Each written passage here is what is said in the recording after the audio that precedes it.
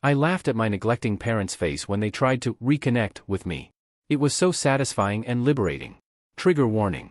My parents had me in their early 20s and my golden child brother after a few years. My story isn't something of new or special, and since I was 4 I was the classic neglected child in favor of my golden brother, Carl.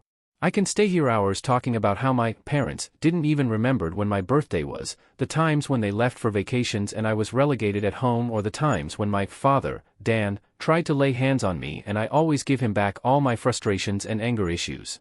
All this mess started when I was 6, and after 2 years that they forgot my birthday, even when I was 5, and told them that it was my birthday, and I clearly asked them why they hated me so much, and their answer left me broken until now. "You're a disgrace for our family, your mother cheated on me and had you, so I convinced myself somehow to keep you, and the worst thing is that Dan said this with a very normal tone, like it was the most normal thing to say to a 6-year-old child. Since then I accepted that my life was this, so I started to bully people at school. Emotionally and physically. When I was 14 I met my best friend, and even now he is the only person of this fucking world that I trust 100%. This part is important for later. My school was a public school and no one ever gave a fuck about me and just punished me with suspension of a few days or post-school detention. So yeah, since I was 10 I was a bully, but my best friend, Tony, was the only one that saw in me the broken guy I was, and it's like he is the only one knowing me and understanding me. Coming to my parents, they too obviously never gave a fuck about me, my life, if I was a bully or anything about me, and thanks to Tony, when I was 15 I started to do part-time jobs to save money for my future, and in 3 years I had a pretty good amount of money, not that much but enough for me. My brother obviously made always things worse by treating me like I was shit, insulting me and treating me like I was some kind of animal, but I was way more taller and bigger than him, so every time it was an easy win to make him black eyes, livids, and one time 2 broken ribs. But then finally, a few days before my 18th birthday, thanks to Tony, we elaborated my escape from that house, and we planned that I would remain to his house since his parents were always away for business trips. I still remember the day before my 18th birthday cause I did everything me and Tony planned.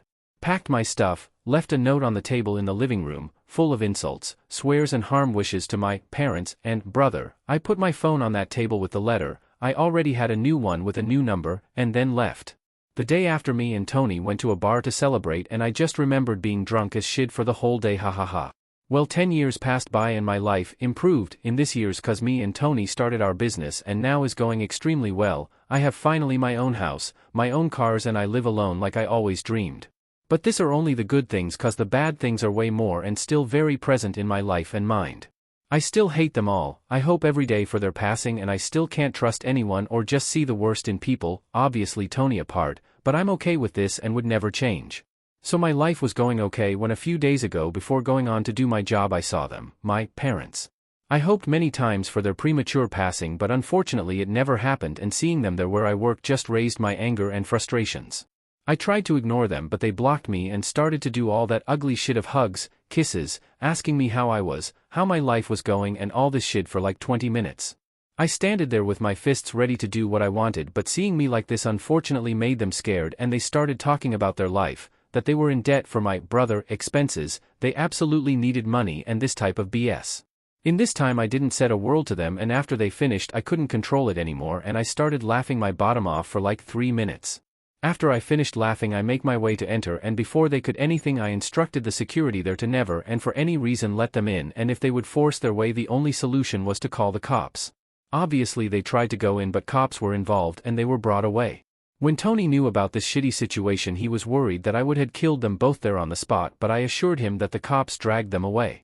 He was a bit confused on my reaction and asked me if I was fine. I told him of course, and that day I worked with an energy that I never felt. So that's all. My laugh was a liberation of everything I went through, and they're absolutely being idiotic to only think that I could help them anyway, forgetting those 18 years of neglect and being treated like shit. Poor fools. I don't even know why I'm writing this here, but according to Tony, since I refuse to do therapy, this space can be a good space where I can write about myself, so here I'm.